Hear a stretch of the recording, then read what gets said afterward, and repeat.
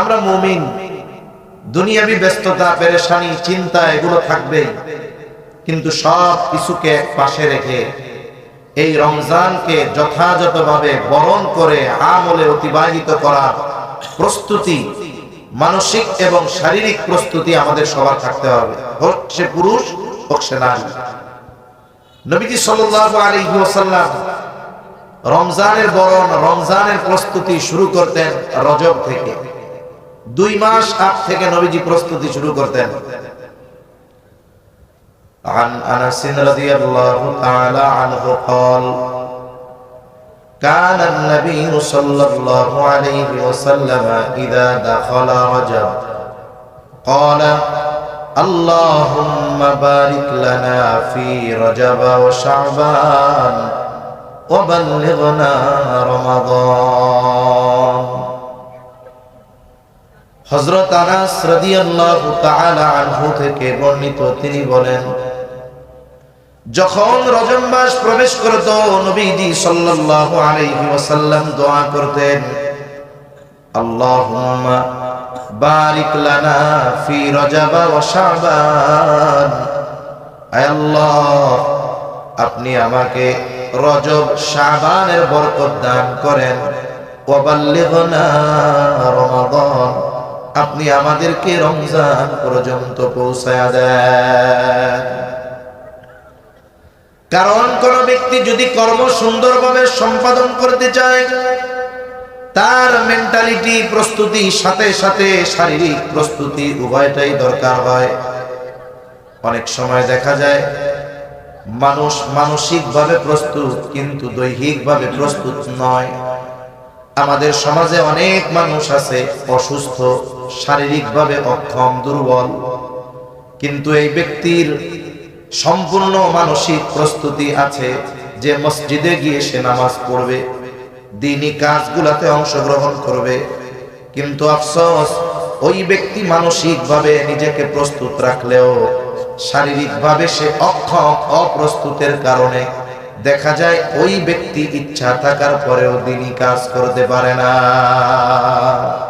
অনেক মুরব্বী মানুষ আছে না ঘরে, ওনার মন চায় যে আমি যদি 5 ওয়াক্ত নামাজ মসজিদে গিয়ে পড়তে পারতাম, ওনার মন 100% চায়, কিন্তু মানসিক প্রস্তুতি শুধু থাকলে কি হবে, কিন্তু এই কাজটা করার ক্ষেত্রে ওনার দেহ প্রস্তুত নয়। এজন্য ওনার মানসিক প্রস্তুতি দৈহিক অক্ষমতার কারণে ওই কাজ করতে দিচ্ছে না। আবার সমাজে, রাস্তাঘাটে, বাজারে, মার্কেটে হাজারো হাজারো মানুষ আছে শারীরিকভাবে সক্ষম, আমাদের চাইতেও সবল, শক্তিমান, কিন্তু আফসোস দেখবেন শারীরিক সক্ষমতা থাকার পরেও ওই ব্যক্তি নামাজ পড়তে পারে না, দ্বীনি কাজে আসতে পারে না, বসতে পারে না। কেন? বলে তার শারীরিক সক্ষমতা আছে কিন্তু সে তার মনকে তৈরি করতে পারে নাই। তাই যে কোনো আমল সুন্দরভাবে করার জন্য মন এবং দেহ দুইটা জিনিসকে পরিপূর্ণ প্রস্তুত করতে হয়। তাই নবীজি সাল্লাল্লাহু আলাইহি ওয়াসাল্লাম রজব মাস যখন আসতো দোয়ার মাধ্যমে নিজেকে মানসিকভাবে প্রস্তুত করতেন। আর রজব মাস যেহেতু সম্মানিত মাস সমূহের একটি মাস, হারাম মাস সমূহের একটি মাস, এই মাসেও কিছু করণীয় বর্জনীয় আছে। কি আছে? মূল করণীয় যেটা, কোন ব্যক্তির নেক আমল ভালোভাবে কাজে লাগার জন্য অন্যতম শর্ত হলো গুনাহ ছাড়তে হবে। নেক কাজ করার চাইতে গুনাহ ছাড়াটা জরুরি বেশি। আমরা মনে করি যিনি ইবাদত করেন তিনি আবেদ। আমরা যে নামাজ কালাম, তারপরে দান সাদকা বেশি করে, আমরা তাকে কি বলি? আবেদ বলি।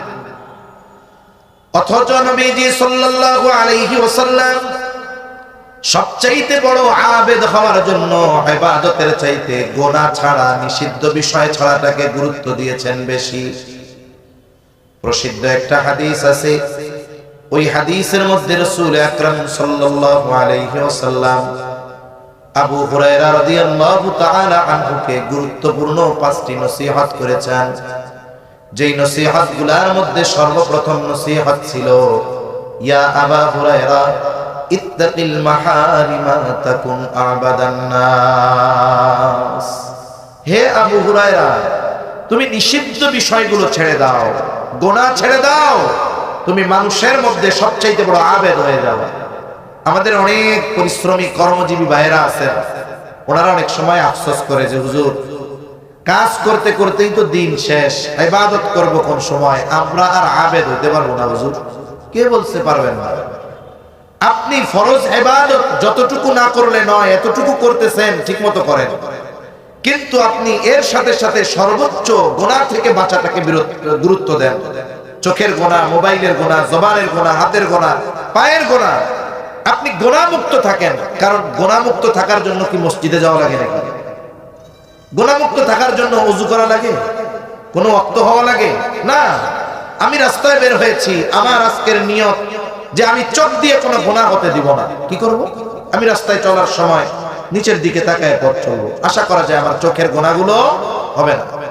আমি আজকে দৃঢ় প্রতিজ্ঞাবদ্ধ হব যে মানুষ যদি আমার সাথে কোনো খারাপ আচরণ করেও আমি আমার জবান দিয়ে একটি অশ্লীল কথা বকা দিব না। আমি যদি একটু চেষ্টা করি, এটা আমার দ্বারা সম্ভব, আমি জবানের গুনাহ থেকে বাঁচলাম। আমি নিয়ত করলাম যে আমি আমার হাত দিয়ে অন্যায়ভাবে কাউকে আজকে আঘাত করব না, আমি হাতের গুনাহ থেকে বাঁচলাম। মোবাইলের গুনাহ থেকে আমি বাঁচার চেষ্টা করলাম। তাহলে কি হবে? দেখা যাবে আমার আমল কম, গুনাহ না হওয়ার কারণে রাসূল আকরাম সাল্লাল্লাহু আলাইহি ওয়াসাল্লামের ওই হাদিসের ভাষায় আমি আবেদদের অন্তর্ভুক্ত হতে পারবো। তাই অনেকে পেরেশানি করে, চিন্তা করে যে তাহাজ্জুদ তো পড়তে পারলাম না। আরে ভাই, একজন যদি কলস ছিদ্র করে পানি ঢালে, ওই পানি কি কলসে থাকবে? গুনাহ হলো পাত্র ছিদ্র করার মতো, পাত্র নষ্ট করার মতো। তাই রজব মাস নবীজি দোয়া করতেন, আল্লাহুম্মা বারিক লানা ফি রজব ওয়া শাবান, আয় আল্লাহ রমজানের বরকত দেন, রজবের বরকত দেন। আর আল্লাহ তাআলা এই রজব মাসে গুনাহ করতে মানা করেছেন। আল্লাহ তাআলা কোরআনুল কারীমের মধ্যে বলেন, ইন্না ইদ্দাতাশ শুহুরি ইনদাল্লাহি 12 শাহরান ফি কিতাবিল্লাহ ইয়াওমা খালাকাস সামাওয়াতি ওয়াল আরদা মিনহা আরবাআতুন হুরুম যালিকাদ দীনুল কাইয়্যিম ফালা তাযলিমু ফীহিন্না আনফুসাকুম। আল্লাহ তাআলার পক্ষ থেকে এই যে 4টি মাস যে সম্মানিত মাস, আল্লাহর আদেশ, এই 4টি মাসে বিশেষ করে সবার প্রতি আদেশ, ফালা তাযলিমু ফীহিন্না আনফুসাকুম, যে তোমরা নিজেরা নিজেদের উপরে জুলুম করো না। মানুষ শুধু অপর মানুষের উপরে জুলুম করে এমন নয়, আমরা নিজেরা নিজেদের উপরে জুলুম করি। কেমনে? বলে, আমি যখন কোনো পাপ করি, গুনার কাজ করি, আমি নিজের উপরে নিজে জুলুম করি। তা আল্লাহ বলেন, ফালা তাযলিমু ফীহিন্না আনফুসাকুম, এই মাস সমূহে তোমরা নিজের উপরে জুলুম করো না, তার মানে তোমরা গুনাহ করো না। তাহলে রজব মাস নবীজি দোয়া করছেন, আয় আল্লাহ রজবের বরকত দেন। সাথে সাথে আল্লাহর নির্দেশ যে এই মাসে তোমরা নিজের উপরে নিজেরা জুলুম করো না। তাই সাহাবায়ে কেরাম, আমাদের সালাফগণ, আমাদের মুরব্বীরা, অতীতের মানুষেরা রজব মাসে এই দোয়া করতেন আর সর্বোচ্চ পরিমাণ গুনাহ থেকে বাঁচার সর্বোচ্চ চেষ্টা করতেন। এভাবে নিজেদেরকে মেন্টালিটি ভাবে রোজার জন্য প্রস্তুত করে তুলতেন। এরপরে যখন এই শাবান মাসের আগমন ঘটত, নবীজি সাল্লাল্লাহু আলাইহি ওয়াসাল্লাম শাবানের বরকত আল্লাহ তাআলার কাছে কামনা করেছেন, বারিক লানা ফি রজব ওয়া শাবান, আয় আল্লাহ আপনি আমাদেরকে শাবানের বরকত দান করেন। এইবার শুধু মেন্টালি প্রস্তুতি নয়, বরং নবীজি সাল্লাল্লাহু আলাইহি ওয়াসাল্লাম ফিজিক্যাল প্রিপারেশন নেওয়া শুরু করে দিতেন। নবীজি তো সব সময় ইবাদতের জন্য প্রস্তুত, তবে আমার আপনার নবীজি অনেক সময় অনেক কিছু করেছেন উম্মতকে শেখানোর জন্য, উম্মত যেন করে এই জন্য, উম্মত যেন বিষয়টার গুরুত্ব দেয় এই জন্য। তা নবীজি সাল্লাল্লাহু আলাইহি ওয়াসাল্লাম শাবান মাসে কি করতেন? হাদিসের মধ্যে আসছে, আয়েশা সিদ্দিকা রাদিয়াল্লাহু তাআলা আনহা বলেন, আমি নবীজি সাল্লাল্লাহু আলাইহি ওয়াসাল্লামকে রমজান মাস ছাড়া অন্য কোন মাসে পূর্ণ রোজা রাখতে দেখি নাই। তার মানে নবীজি রমজান মাস ব্যতীত অন্য কোন মাসে পূর্ণ মাস রোজা রাখতেন না, তবে শাবান মাসের চাইতে অন্য কোন মাসে বেশি রোজা আমি নবীজিকে রাখতে দেখি না। রমজানের রোজা তো ফরজ, ওটা তো বাধ্যতামূলক রাখতেই হবে। এই মাসে নবীজি পূর্ণ রোজা রাখতেন, বাকি 11 মাসে কোন মাসে উনি পূর্ণ রোজা রাখতেন না। তবে অন্যান্য 11 মাসের মধ্যে সবচাইতে বেশি রোজা উনি রাখতেন শাবান মাসে। কোন মাসে? শাবান মাসে। আমরা অনেকেই এখন পর্যন্ত দেখা যাবে শাবানে কোনো নফল রোজাও রাখি নাই, অনেকে আছে এরকম, অথচ রাখা দরকার। এক সাহাবী নবীজি সাল্লাল্লাহু আলাইহি ওয়াসাল্লামকে শাবান মাসে বেশি পরিমাণ রোজা রাখার কারণ জিজ্ঞাসা করলেন। নবীজি সাল্লাল্লাহু আলাইহি ওয়াসাল্লাম বলেন, শাবান মাস এমন একটি মাস যেই মাসের ব্যাপারে মানুষেরা উদাসীন, গাফেল। কেমন মাস? নবীজি বলেন, এই মাস হলো এমন মাস যেটা রজব আর রমজানের মধ্যবর্তী মাস। এই মাসে মানুষেরা এই মাসের ব্যাপারে থাকে গাফেল, অথচ এই মাসে বান্দার আমল আল্লাহ তাআলার কাছে পেশ করা হয়। মুহাদ্দিসিনে কেরাম বলেন, বান্দার আমল কয়েকভাবে আল্লাহর কাছে পেশ করা হয়। যারা ব্যবসায়ী যারা, এদের একটা হিসাব হয় দৈনিক। দৈনিক একটা হিসাব আছে না ব্যবসায়ীদের? আর একটা হিসাব আছে প্রতি মাসের হিসাব, আর একটা হিসাব আছে বাৎসরিক হিসাব।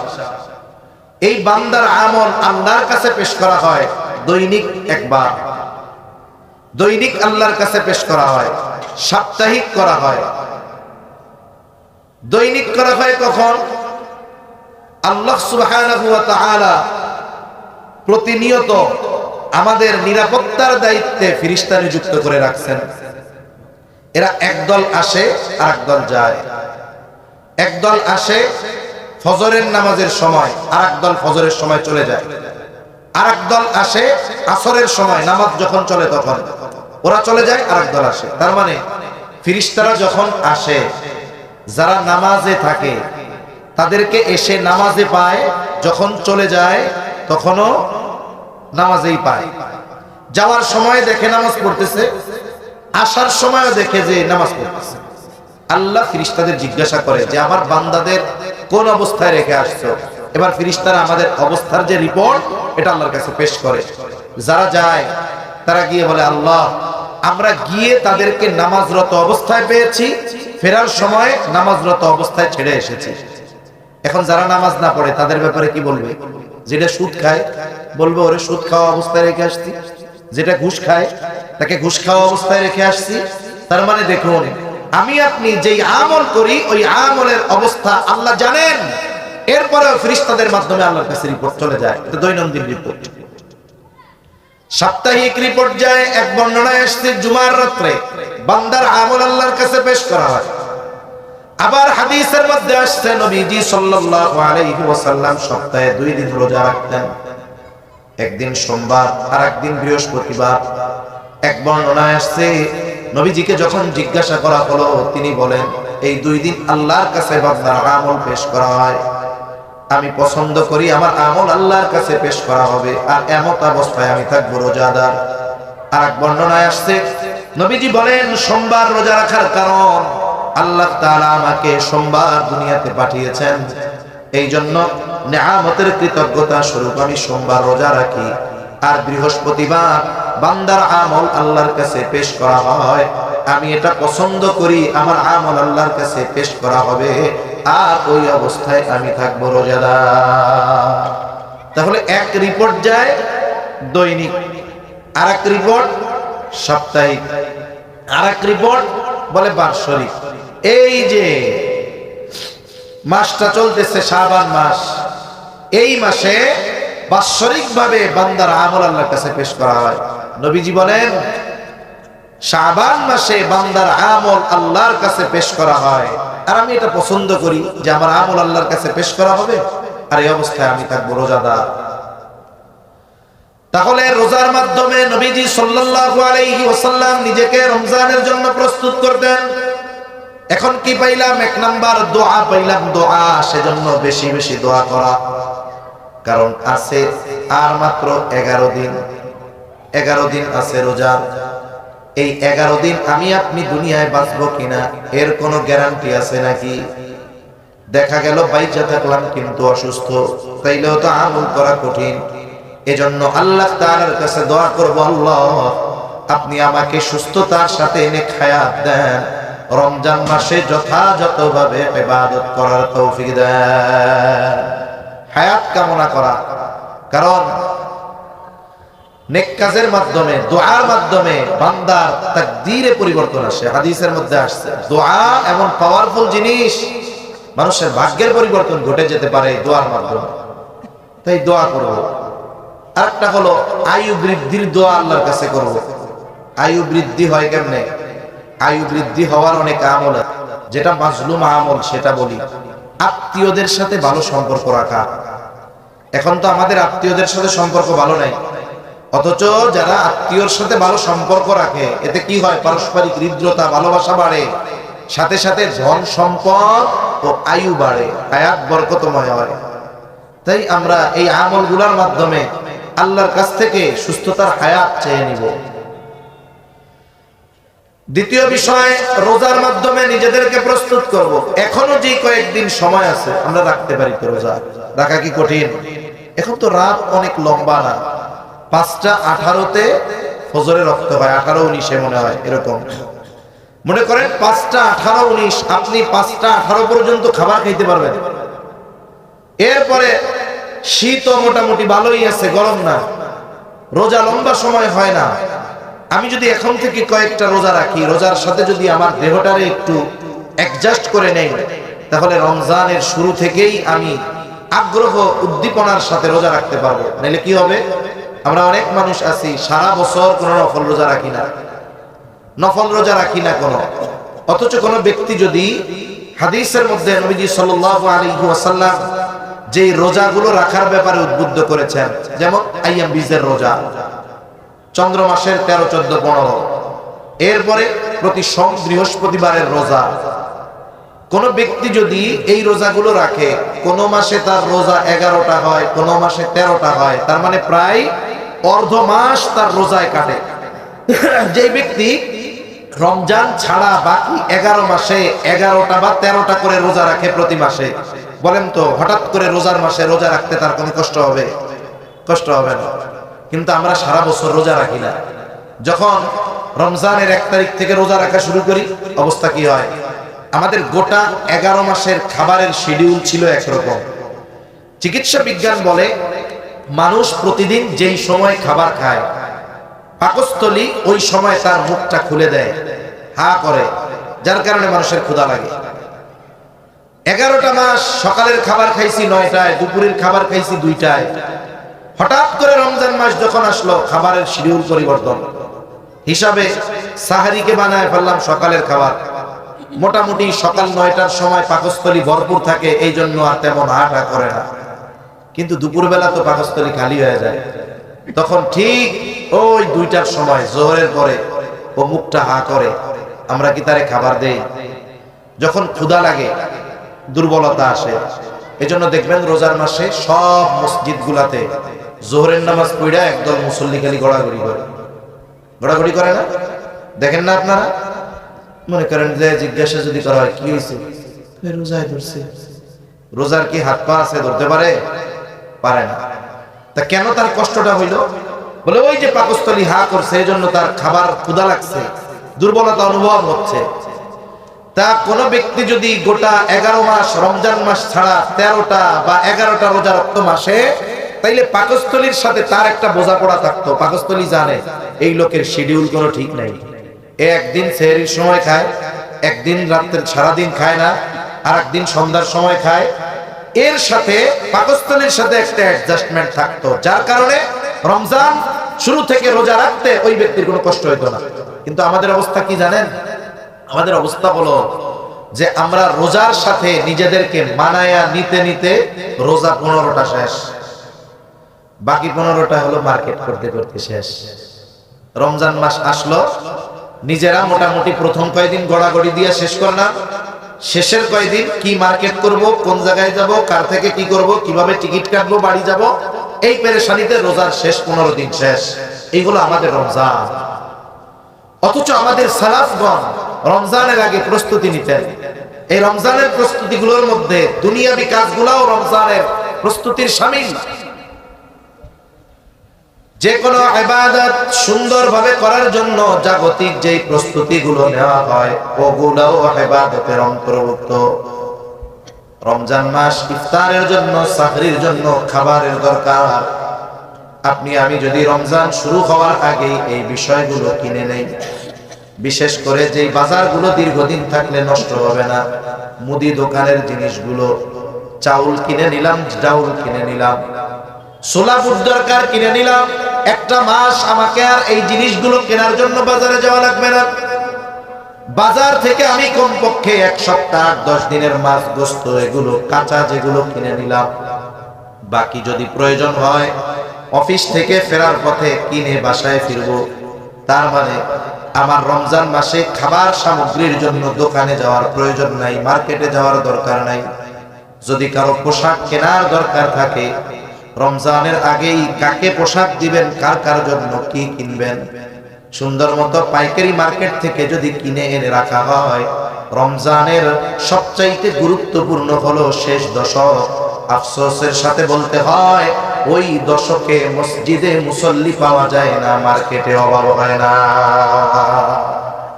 তাহলে কি হতো? ওই সময়গুলো আমি ইবাদতে কাটাতে পারতাম।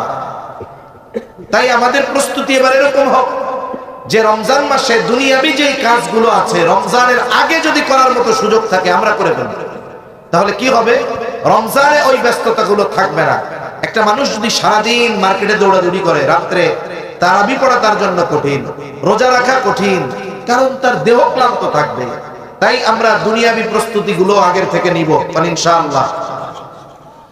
সাথে সাথে নবীজি সাল্লাল্লাহু আলাইহি ওয়াসাল্লাম শাবান মাসের ডে কাউন্টিং করতে বলেছেন, দিন গণনা করতে বলেছেন। নবীজি সাল্লাল্লাহু আলাইহি ওয়াসাল্লাম বলেন, আকসু হিলালা শাবানা লিরমাদান। নবীজি সাল্লাল্লাহু আলাইহি ওয়াসাল্লাম বলেন, তোমরা রমজানের জন্য শাবানের চাঁদ তথা শাবানের তারিখ গণনা করো। দুনিয়ার বড় বড় পাপের কাজ ভালোভাবে উদযাপন করার জন্য মানুষ ডে কাউন্টিং করে, দিন গণে। বিশেষ করে পত্রিকাগুলোর মধ্যে দেখা যায় একেবারে প্রথম পেজে গোল বৃত্ত দিয়ে হাইলাইট করে লেখে, বিশ্বকাপ ফুটবল আর মাত্র 100 দিন। 100 দিন থেকে ডে কাউন্টিং শুরু হয়। প্রতিদিন পত্রিকার পাতায় নজর যায়, আজকে 99 দিন, আজকে 98 দিন, আজকে 97 দিন। এই সময়ের সাথে সাথে দিন গণনা করার সাথে সাথে ওই মূল ইভেন্ট যত নিকটবর্তী হয় তত আলামত প্রকাশ পায়। খেলা শুরু হওয়ার 1 মাস আগে কারো বাড়ির ছাদে, কারো গাছের মাথায় বিভিন্ন রঙের পতাকা দেখা যায়, ঠিক না? এটা হলো খেলা উদযাপনের পূর্ব প্রস্তুতি। এরপরে দেখবেন যে যেই দল পছন্দ করে, যেই প্লেয়ারকে পছন্দ করে তার নাম্বারওয়ালা জার্সি গায়ে দিয়ে ঘুরে বেড়ায়। আবার দেখে এই বছর তার পছন্দের প্লেয়ারের চুলের কাটিংটা কি, ওই রকম চুলের কাটিং দেয়। মানুষ পাপের কাজ করার জন্য দিন গণনা করে আগাম প্রস্তুতি নেয়। আরে উম্মত, আমাদের জন্য বড় আফসোসে এই শ্রেষ্ঠ মাস ইবাদতে উদযাপন করার জন্য আমাদের কোনো পূর্ব প্রস্তুতি থাকে না। অথচ উচিত কি ছিল আমাদের? তারিখগুলো গণনা হবে, আজকে 18 তারিখ, আর নিজেদের মধ্যে আলোচনা হবে, ভাই চলে আসতেছে কিন্তু ওই মাস যেটা রহমতের মাস, নাজাতের মাস, মাগফিরাতের মাস আসতেছে, নিজেরা প্রস্তুত করেন। এবছর প্রাণবন্ত রমজান অতিবাহিত করতে হবে। আমাদের মধ্যে রমজানের আলোচনা নাই। এবছর তো আমার পরিস্থিতি এরকম মনে হয়েছে পারিপার্শ্বিক ভাবে, নির্বাচনের ইমেজের কারণে লাইলাতুন নিসফে মিন শাবান, শবে বরাতের ইমেজও মানুষের মধ্যে নাই মনে হয়েছে। নির্বাচনের এক প্রেশানির কারণে মানুষের মনে হচ্ছে যে রমজান মাস কোন দিক দিয়ে আসতেছে যাচ্ছে, মানুষের কোনো ঠিকঠাক নাই। অথচ এই রমজান, এই নির্বাচন একজন মুমিনের জন্য যত গুরুত্ব তার চাইতে অগণিত গুণ বেশি গুরুত্ব এই রমজান মাসে, ঠিক কিনা বলেন? অথচ এটার প্রিপারেশন আমাদের মধ্যে নাই। এইভাবে দিন গণনা করা, শাবান মাসের তারিখগুলো গণনা করা, আমরা আজকে থেকে প্রত্যেক দিন গুনবো। মনে করেন এই যে সূর্যাস্তের পর থেকে নতুন তারিখ, আজকে চলতেছে 18 তারিখ, কালকে মাগরিব পর্যন্ত। সূর্য ডুববে, 19 তারিখ শুরু হবে। এইভাবে 29 তারিখ যখন শেষ হবে, 29 তারিখ সন্ধ্যায় আমরা পশ্চিম আকাশে রমজানের চাঁদ খুঁজবো। 29 তারিখে পশ্চিম আকাশে রমজানের চাঁদ খুঁজবো। আমরা তো এখন ডিজিটাল, চাঁদ আকাশে খুঁজি না, চাঁদ খুঁজি ফেসবুক আর মোবাইলের মধ্যে। যে মোবাইলে চাঁদ দেখা গেল কিনা আমরা খুঁজি ওইটা। অথচ এটা একটা মৃত সুন্নাত হয়ে গেছে এখন। এই ডিজিটালাইজেশনের কারণে, প্রযুক্তিগত উন্নয়নের কারণে এটা হয়ে গেছে এখন এক মৃত সুন্নাত। এজন্য আমরা বাড়ির ছাদে, মসজিদের ছাদে, নিরাপদ জায়গায় দাঁড়িয়ে, ফাঁকা জায়গায় দাঁড়িয়ে পশ্চিম আকাশে রমজানের চাঁদ খুঁজবো তো ইনশাআল্লাহ। এখন মনে করেন ওই দিন চাঁদ দেখা গেল না, শাবান মাস 30 দিনে হইল, আর আরবি মাস 28-এও হয় না, 31-এও হয় না, 29 অথবা 30। তার মানে পরের দিন সন্ধ্যায় চাঁদ উঠবে, কোনো সন্দেহ নাই। দেখা গেলেও রোজা, না দেখা গেলেও রোজা। এখন আমরা কি করি জানেন? মনে করি আজকে আর দেহার দরকার কি, আজকে তো তারাবি হবে। এই যে আর এক অবহেলা।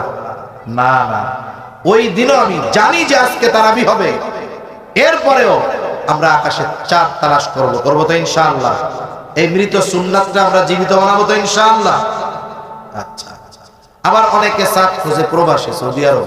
আজকে তারাবি হয়েছে নি তো হইছে, তাইলে বাংলাদেশে যা হয় হোক, আগামীকাল তারাবি হবে, এটা প্রয়োজনে রাত 11টার সময়।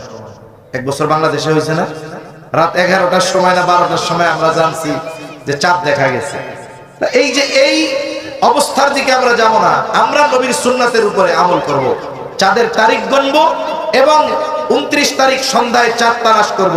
29 তারিখ সন্ধ্যায় না দেখা গেলে 30 তারিখ সন্ধ্যায় রমজানের নতুন চাঁদ তালাশ করব তো ইনশাআল্লাহ। আল্লাহ তৌফিক দান করেন। এভাবে আমাদের রমজানের প্রস্তুতি শেষ হবে। রাসূল আকরাম সাল্লাল্লাহু আলাইহি ওয়াসাল্লাম এই রমজানের ফজিলতের কথা আমাদের জানায় দেন।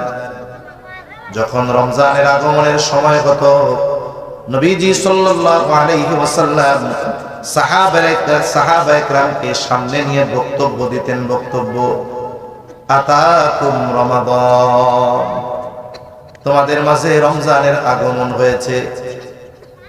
শাহরুল মুবারাকুন, এটা হলো এমন এক মাস যেটা বরকতের মাস, যেই মাসে আল্লাহ তাআলা তোমাদের জন্য রোজাকে ফরজ করে দিয়েছেন, যেই মাসে আসমানের দরজাগুলো খুলে দেওয়া হয়। ফুতিহাত আবওয়াবুস সামা, আর এক বর্ণনায় আসছে ফুতিহাত আবওয়াবুল জান্নাত, দুইটাই আছে।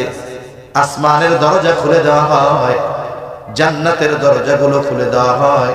ওয়া গুলিকাত আবওয়াবুন নার, জাহান্নামের দরজাগুলো বন্ধ করে দেওয়া হয়। নবীজি বলেন, আসমানের দরজা যে রমজানের শুরুতে খোলা হয়, ওটা গোটা রমজানে আর বন্ধ করা হয় না। জান্নাতের দরজা খুলে দেওয়া হয়, গোটা রমজানে আর বন্ধ করা হয় না। জাহান্নামের দরজা বন্ধ করে দেওয়া হয়, গোটা রমজানে আর এটা খোলা হয় না।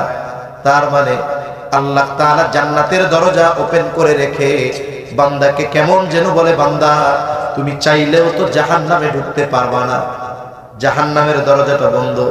তাই সব কিছু বাদ দিয়ে আমার রহমতের মধ্যে আসো, আমার কাছে মাগফিরাত কামনা করো। আমি আল্লাহ তোমাকে নাজাত দিয়ে আমি আল্লাহ আমার জান্নাতে তোমাকে প্রবেশ করা দেব।